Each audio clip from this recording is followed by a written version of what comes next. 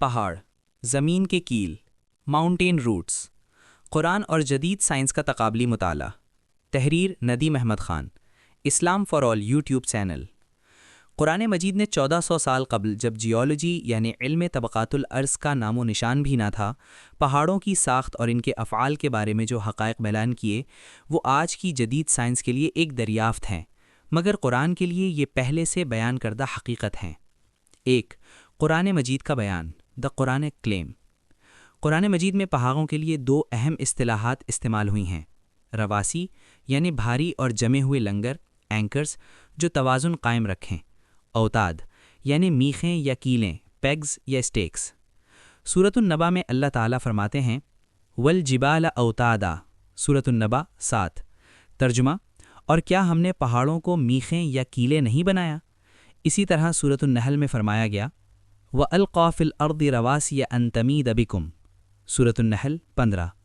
ترجمہ: اور اس نے زمین میں پہاڑ گاڑ دیے، لنگر انداز کر دیے تاکہ وہ تمہیں لے کر ڈولنے نہ لگے۔ لغوی تشریح: عربی زبان میں وتد اس کیل یا میخ کو کہتے ہیں جو خیمے کو سہارا دینے کے لیے زمین میں گاڑی جاتی ہے۔ خیمے کی میخ کا ایک چھوٹا حصہ زمین کے اوپر ہوتا ہے جبکہ اس کا بڑا اور اہم حصہ زمین کے اندر ہوتا ہے تاکہ پکڑ مضبوط رہے۔ قرآن کا یہ لفظ پہاڑوں کی ساخت کی بہترین عکاسی کرتا ہے۔ 2. سائنسی جائزہ، سائنٹیفک ریویو۔ 19ویں صدی کے وسط تک پہاڑوں کو صرف زمین کی سطح پر موجود ابھار، پروٹروژن سمجھا جاتا تھا، لیکن جدید جیولوجی، خاص طور پر آئسوسٹسی یعنی توازن ارضی اور پلیٹ ٹیکٹونکس کے نظریات نے پہاڑوں کے بارے میں ہمارا فہم مکمل طور پر بدل دیا۔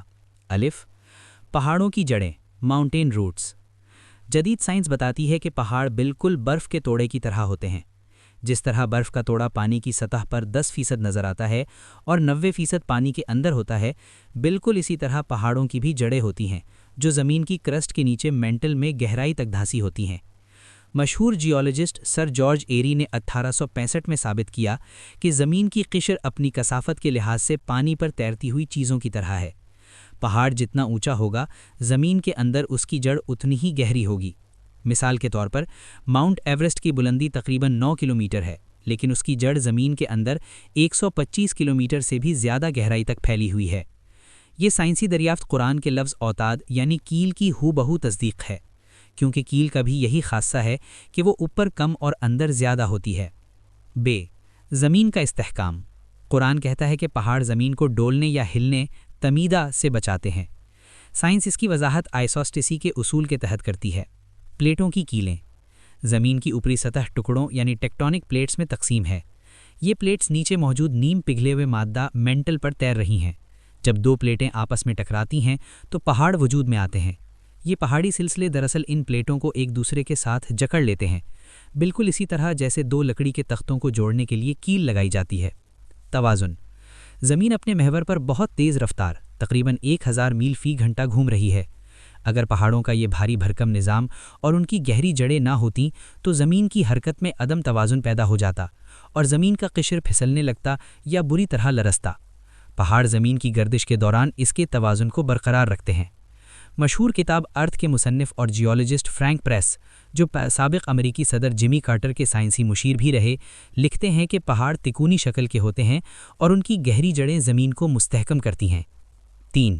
نتیجہ، قرآن کا اعجاز۔ یہاں سوال یہ پیدا ہوتا ہے کہ کیا 7ویں صدی عیسوی میں کسی انسان کے پاس ایسا کوئی آلہ تھا جو زمین کے اندر میلوں گہرائی تک جھانک کر دیکھ سکا کہ پہاڑوں کی جڑیں ہیں؟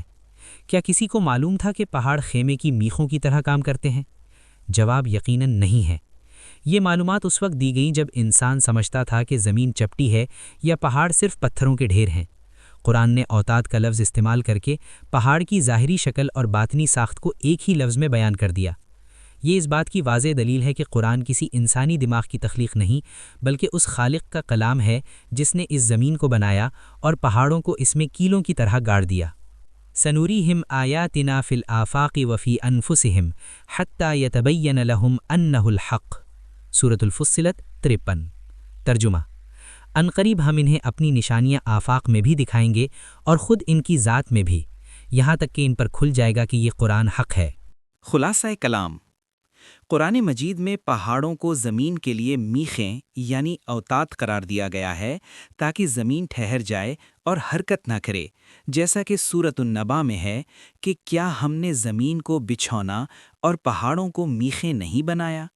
الم نجعل الارض مہادا والجبال اوتادا، جو پہاڑوں کے زمین کو تھامے رکھنے اور سکون فراہم کرنے کے سائنسی پہلو کو واضح کرتا ہے۔ قرآن مجید میں پہاڑوں کو زمین کی سٹیبلٹی کے لیے میخوں سے تشبیہ دی گئی ہے، اور یہ تشبیہ سائنسی حقیقت سے مطابقت رکھتی ہے کہ پہاڑ زمین کی ٹیکٹونک پلیٹس کو حرکت کرنے سے روکتے ہیں اور زمین کو ایک مستحکم بچھونے کی طرح رکھتے ہیں۔ تحریر ندیم احمد خان، اسلام فار آل یوٹیوب چینل۔